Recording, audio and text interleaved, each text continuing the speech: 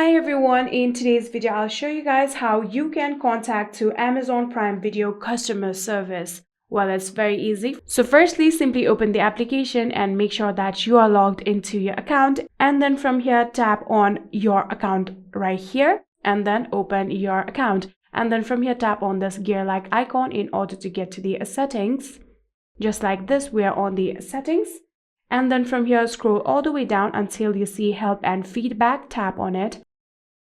And after tapping on it, here you can get the option of speak with a representative. So simply tap on it.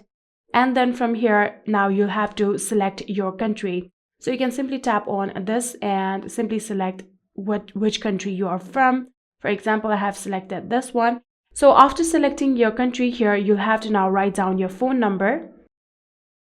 Just like this, I have wrote down my phone number. Now all you have to do is tap on call me now, and within few minutes Amazon will be calling you, and like that you can now talk to Amazon customer service. And that is it. I hope this video was helpful to you guys. If it was, please do not forget to hit that subscribe button and like our video. Thank you so much for watching. See you in the next.